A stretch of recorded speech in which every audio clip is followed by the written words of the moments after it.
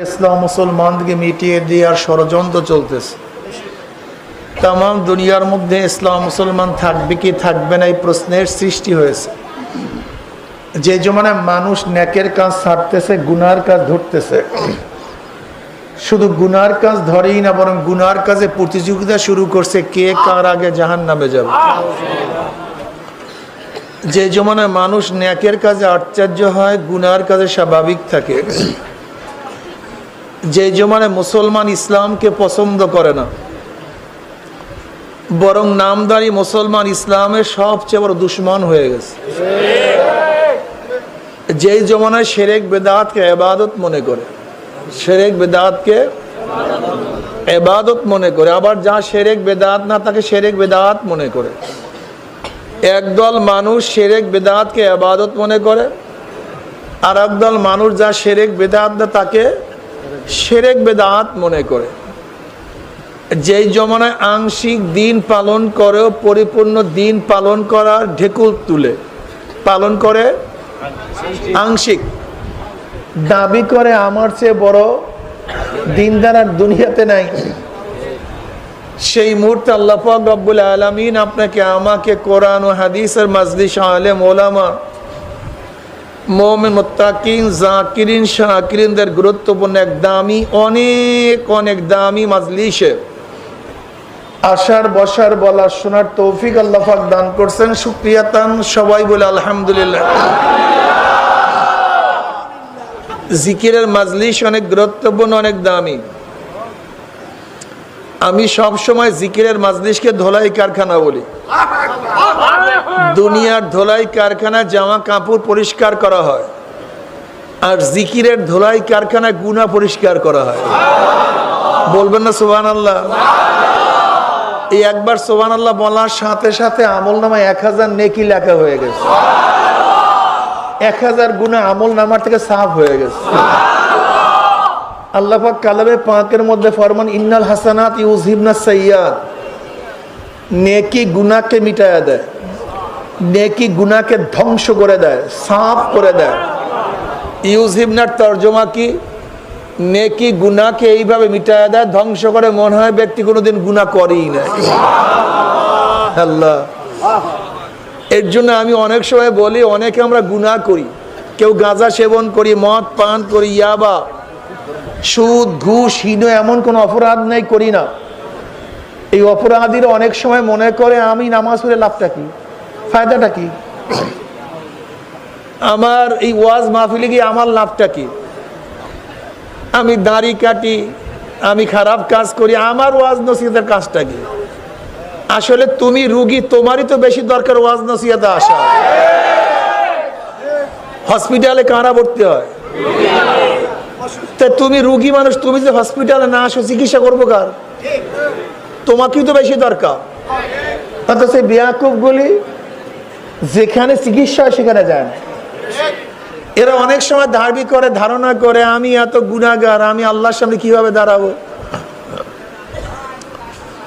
অথচ তুমি গুনাহগার, তোমার বেশি বেশি আল্লাহর সামনে দাঁড়ানো উচিত। বুখারীর মধ্যে রাওয়ায়াত আছে, নবী আলাইহিস সালাতু পড়বেন না সাল্লাল্লাহু আলাইহি ওয়াসাল্লাম, তিনি বলেন হে আমার সাহাবারা, কাউর বাড়ির দরজায় স্বচ্ছ পরিষ্কার এক ঝর্ণা যদি থাকে, প্রবাহিত ঝর্ণা, পরিষ্কার পানি, প্রবাহিত পানি, এই পানির মধ্যে, ঝর্ণা বিশিষ্ট পানির মধ্যে কেউ যদি প্রতিদিন 5 বার গোসল করে, তার শরীরে কোনো ময়লা থাকতে পারে? সাহাবারা বললেন না ইয়া নবী আল্লাহ, 5 বার যদি কেউ স্বচ্ছ পরিষ্কার পানির মধ্যে গোসল করে তার শরীরের মধ্যে ময়লা থাকতে পারে না। নবী আলাইহিস সালাতু ওয়াসাল্লাম বলবেন না সাল্লাল্লাহু আলাইহি ভাই, এক বয়ান কতবার করব, যতবার নবী আলাইহিস সালাতু ওয়াসাল্লাম নাম শুনবেন সাথে সাথে সাল্লাল্লাহু আলাইহি ওয়াসাল্লাম অটো বের হয়ে যাবে। এটার জন্য মনে মনে ভাববো, তারপর নাম অটো। এটা মুমিনের সিফাত হওয়া চাই, এটা গুণ হওয়া চাই। নবী আলাইহিস সালাম নাম শুনবো সাল্লাল্লাহু আলাইহি ওয়াসাল্লাম, এমনি মুখের থেকে বের হয়ে যাবে। আপনি নবী আলাইহিস সালাতু ওয়াসাল্লামের উপরে দুরূদ পড়বেন একবার, আল্লাহ পাক রহমত নাযিল করবে 10 বার। সরদার দো আলম আলাইহিস সালাত বলে এরকম 5 ওয়াক্ত নামাজ। কয় ওয়াক্ত? 5 ওয়াক্ত নামাজ। কেউ যদি জোহরের নামাজ পড়ে, আসরের মাঝখানে কোনো কিছু গুনাহ কইরা ফেলায়, আসরের নামাজে দাঁড়াইবে, মাঝখানে কারবার শেষ। আবার আসর থেকে মাগরিবের মধ্যে কেউ যদি কোনো গুনাহ করে ফেলে, মাগরিবে দাঁড়াইবে, কথা কয় না। আবার মাগরিব থেকে এশা, এশার থেকে ফজর, ফজর থেকে জোহর, থেকে আসর, থেকে আসর থেকে মাগরিব, থেকে বাস সাফ করো। আপনারা অবশ্যই মনে রাখবেন, অপবিত্র কোন মানুষ জান্নাতে যেতে পারবে না। এটা প্রথম ফার্স্ট মনে রাখেন। ওয়ামান ইয়ামাল মিসকালা যাররাতিন শাররান ইয়ারা। মিসকালা যাররাতিন, যাররা বুঝেন তো?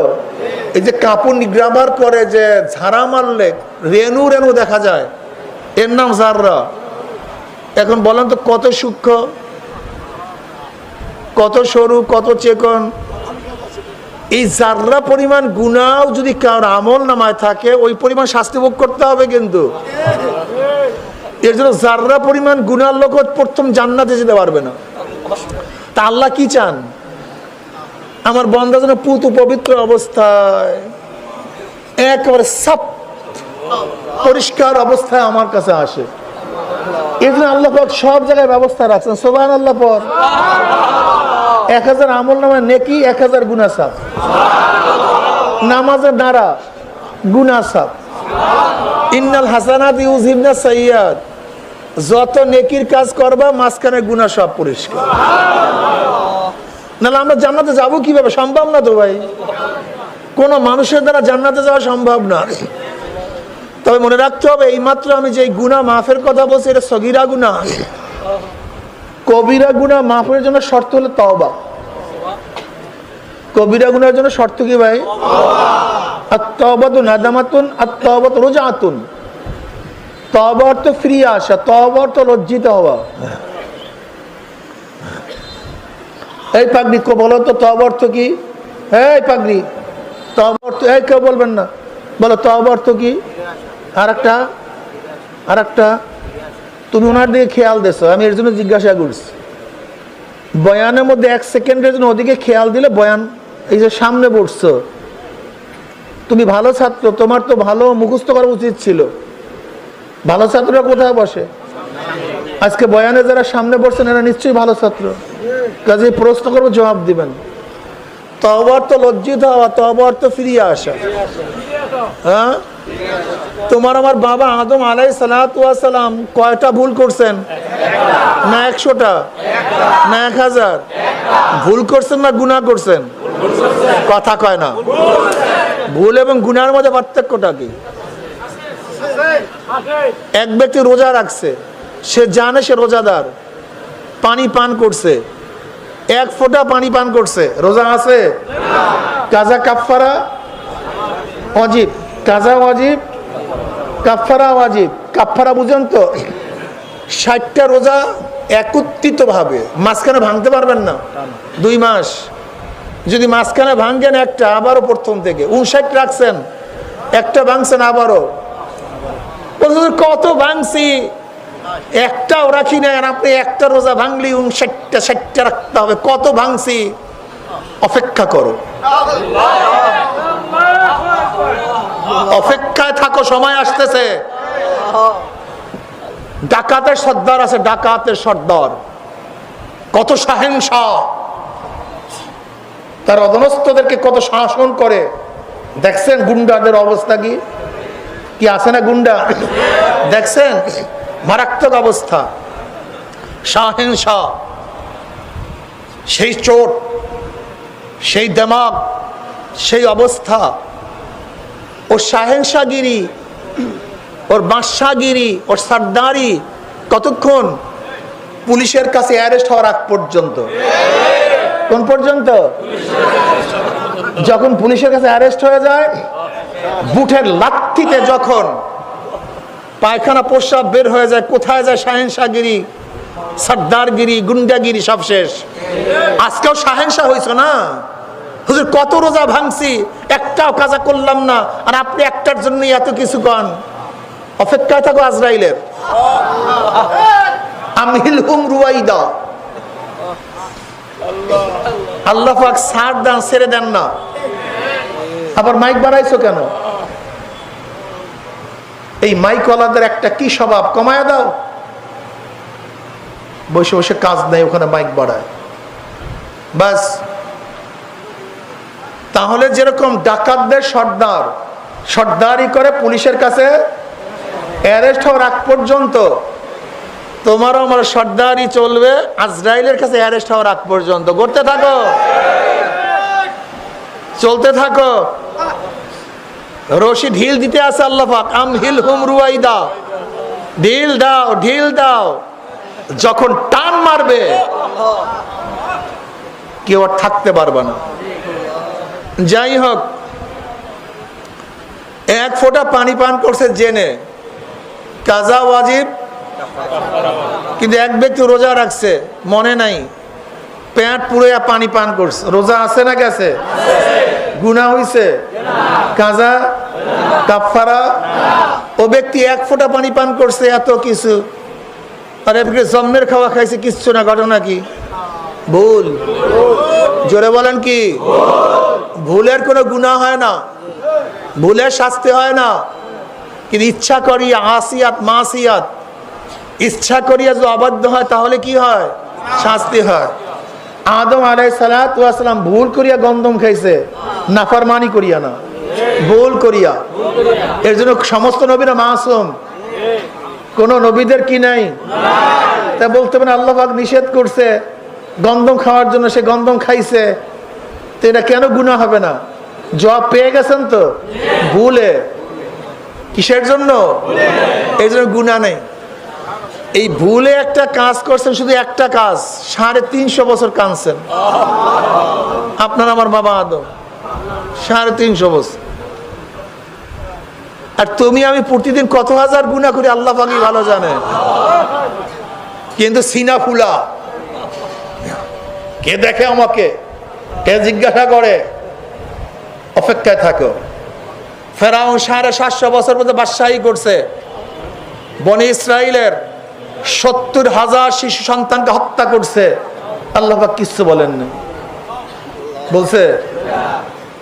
নমরুদ্দা, সাদ্দাত যা কিছু করছে সবাই জানেন, আল্লাহ পাক কিচ্ছু বলেন নাই। আবু জাহিল আমার নবী আলাইহিস সালাতু ওয়াস সালামকে বহুত কিছু করছে, কিন্তু সময়ের আগে কিছু করেন নাই, বলেন নাই। বেয়াকুব আজকে ভাবছে এত কিছু করি, আল্লাহ পাক কিছুই করেন না। সময় আসুক, সময়ের আগে আল্লাহ পাক কিচ্ছুই করেন না। এই মতো যে উদাহরণ দিচ্ছি নিশ্চয়ই বুঝতে পারছেন। খোদাই দাবি করছে, বনি ইসরাইলের বাচ্চাদেরকে হত্যা করছে, আল্লাহ পাক সময়ের আগে কিচ্ছু করেন নাই। তোমাকে আমাকে সময়ের আগে আল্লাহ পাক কিচ্ছু করবেন না।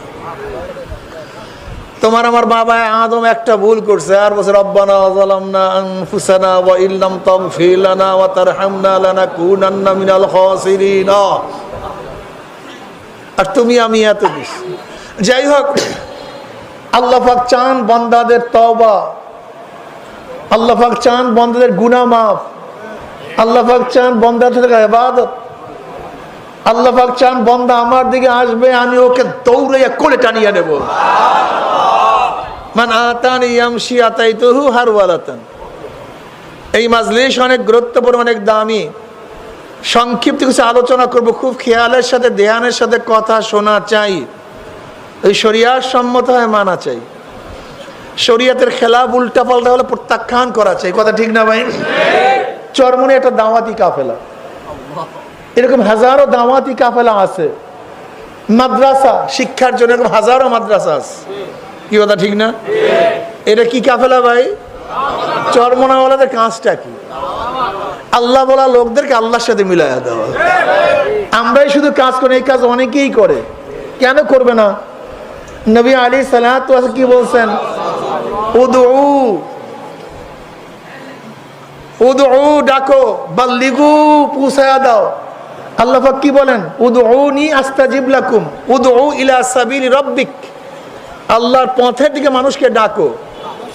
বাল্লিগু পৌঁছায়া দাও, যা জানো, বাল্লিগু আন্নি ওয়ালা আয়া, যা জানো পৌঁছায়া দাও, এটা দায়িত্ব। এটা আমাদের কি? এই এখানে যারা আছেন, এখানে কিন্তু আমাদেরকে বলেন না চরমনাইওয়ালারা তোমরা মানুষকে দাওয়াত দাও। আল্লাহ পাক বলছেন কি? উদউ ইলা সাবিলি রাব্বিক বিল হিকমাতি ওয়াল মাউইজাতিল হাসানা ওয়া জাদিলহুম বিল্লাতি হি আহসান। এই আদেশ কি শুধু আমাদের না সবার? হ্যাঁ, এই কাজ কিন্তু আপনাদের সবার। যারা মুমিন, যারা মুসলমান, এই কাজ প্রত্যেকের এই কাজ। নবী রাসূলগণ দুনিয়াতে আসছেন এই দাওয়াত নিয়ে, আল্লাহ বলা লোকদেরকে আল্লাহর সাথে মিলায়া দেওয়ার জন্যই নবী রাসূলগণ দুনিয়াতে আসছেন। নবী আলাইহিস সালাতু ওয়াস সালাম যখন দুনিয়াতে আসছেন, একজন ব্যক্তি মুমিন ছিল না, একজনও না। নবী আলাইহিস সালাতু ওয়াস সালামের দাওয়াত পেয়ে পুরুষদের মধ্যে সর্বপ্রথম মুরব্বীদের মধ্যে ঈমান গ্রহণ করেছেন আবু বকর রাদিয়াল্লাহু তাআলা আনহু, মহিলাদের মধ্যে খাদিজা কুবরা রাদিয়াল্লাহু তাআলা আনহা, বালকের মধ্যে সর্বপ্রথম ঈমান গ্রহণ করছেন আলীউল মুর্তজা রাদিয়াল্লাহু তাআলা।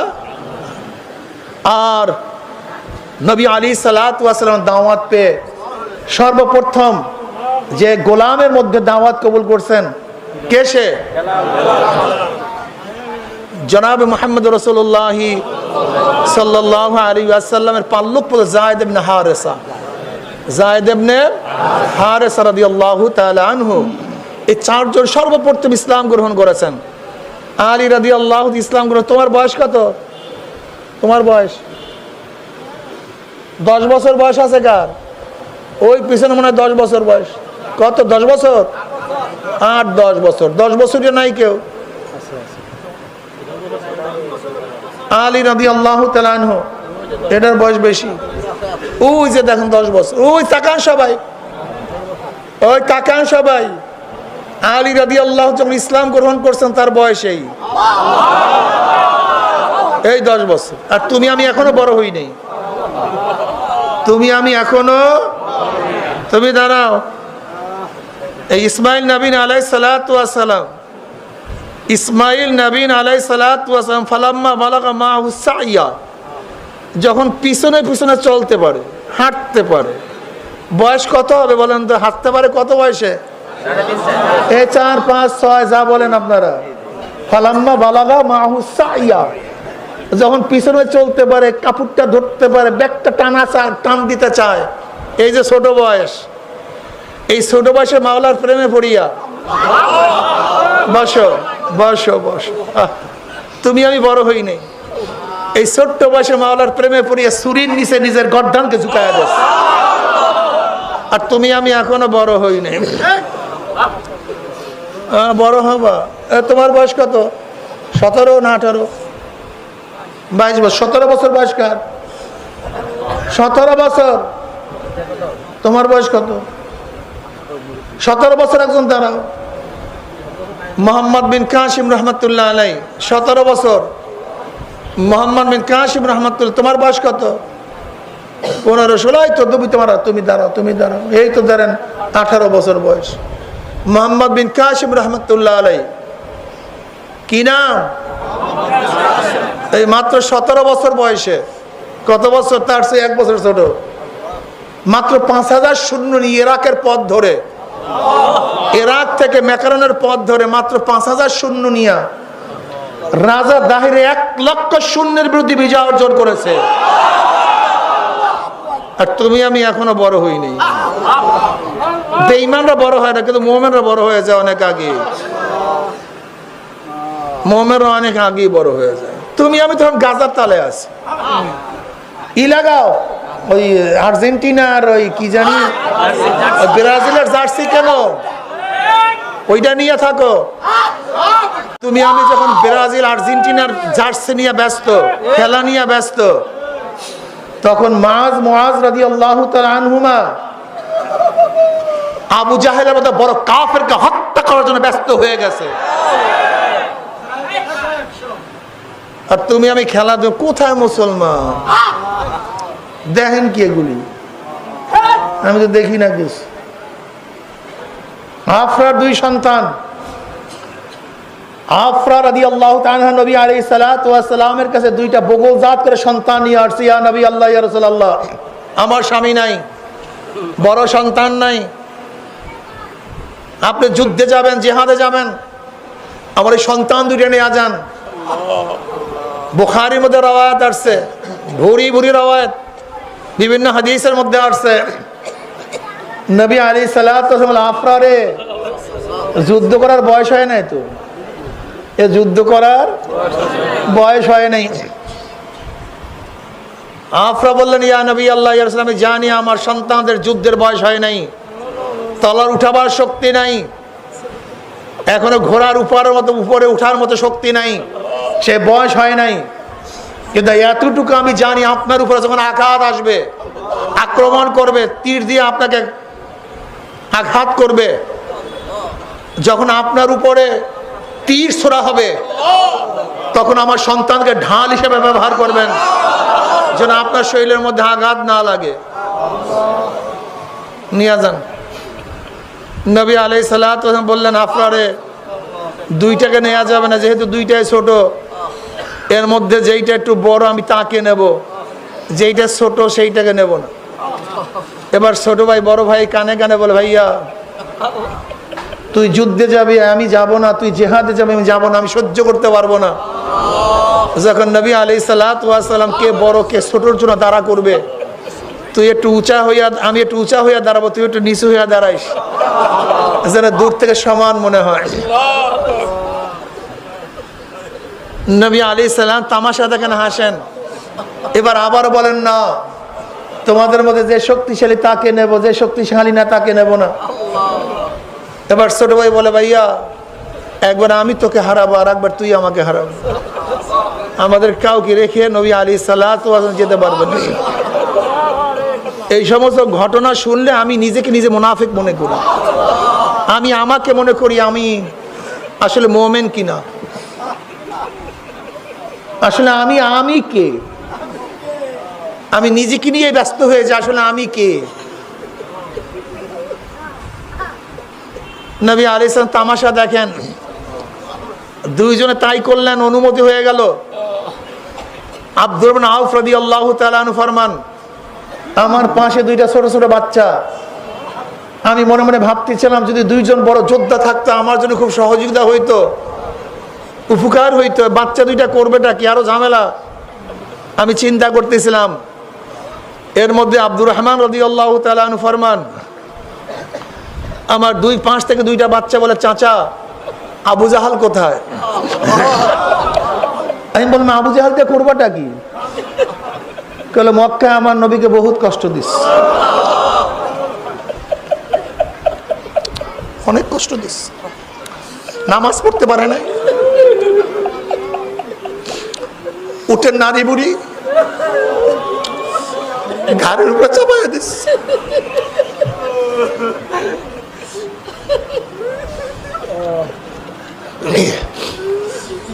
নবী আলাইহিস সালাতু ওয়াস সালামের কোনো অপরাধ ছিল না। শিয়াবে আবু তালেবের মধ্যে 3 বছর অবরুদ্ধ অবস্থা রাখছে, খাইতেও দেয় না, পানও করতে দেয় নাই। আমার নবী আলাইহিস সালাতু ওয়াস সালামকে জন্মভূমি থেকে হিজরত করতে বাধ্য করছে। ও কই? আব্দুর আউফ রাদিয়াল্লাহু ফরমান, এই কথোপকথনের মধ্যে আমি বললাম, ও যে দেখো,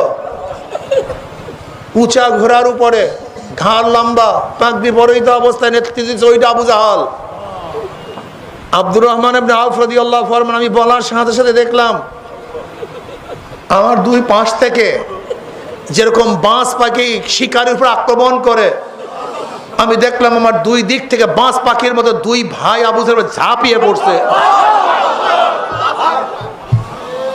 কেউ আবু জাহেলের ঘোড়ার উপর আঘাত করতেছে, কেউ পায়ের উপরে আবু জাহেল তাদের উপর আঘাত করতেছে।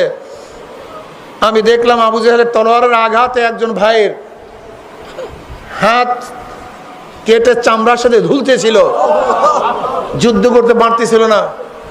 আমি দেখি হাতখানা পায়ের মধ্যে নিয়ে একটা ঝটকা টান দিয়ে সিরা ফেলাইস। তুমি আমি কি আমি জানি না, আমি জানি না। যুবক বাবারা, আজকে পাশ্চাত্যরা আমাদের মেন্টাল থেকে ইসলামের মহাব্বত, ইসলামের ভালোবাসা, ইসলামের আজমত, ইসলামের দর্শন, ইসলামের আদর্শ ওরা বিভিন্ন কাজে ভুলাই দিস।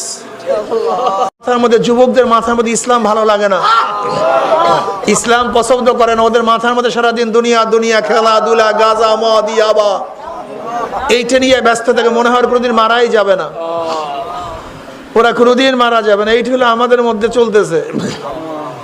অথচ মুসলমানের সন্তানদের অবস্থা এই মাত্র যে বয়ান করলাম, এদের সামনে আমাদের অবস্থাটা কি বলেন তো?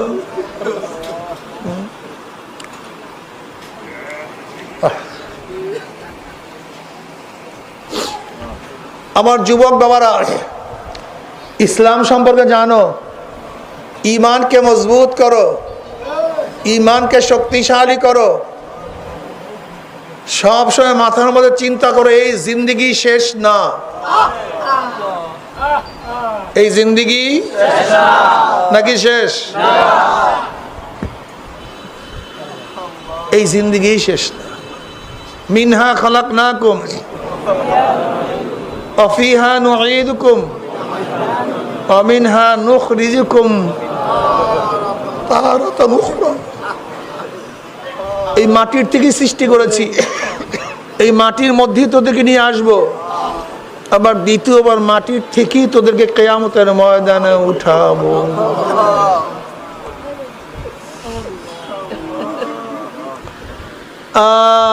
ইমাম বুখারী রাহমাতুল্লাহ আলাইহি তার বুখারী শরীফের শেষ বাব, ওয়া নাদাউল মাওয়াজিন আল কিসত লিয়াউমিল কিয়ামাহ ওয়া আন্না আমাল বানি আদম কাওলাহু ইউজান। কিয়ামতের ময়দানে আল্লাহ ইনসাফের ন্যায়ের একটা মিজান স্থাপন করবেন, পাল্লা স্থাপন করবেন। কিসের ভাই? ইনসাফের ন্যায়ের। এবং বনি আদমের বালেগ হওয়ার পর থেকে মৃত্যুর আগ পর্যন্ত, কবের থেকে? বালেগ হওয়ার পর থেকে মৃত্যুর আগ পর্যন্ত যত কথা বলছে, যত কথা শুনছে, যাহা কিছু করছে, ইউজান, সব ওজন করা হবে। কিরামান কাতিবিনা ইয়ালামুনা মা তাফআলুন। তুমি যা কিছু করো সব সব হুঁশিয়ার কাজ করিও। কিয়ামতের ময়দানে নাফরমানদের সামনে যখন ভিডিও খোলা হবে, দেখবে সব। কোন দিন আজান হয়েছে নামাজ পড়ে নাই, কোন মাসে রোজার সময় রোজা রাখে নাই, কোন সিনেমায় সিনেমা দেখছে, সব দেখবে। ডানে কে ছিল, বামে কে ছিল, সব কিছু দেখতে থাকবে।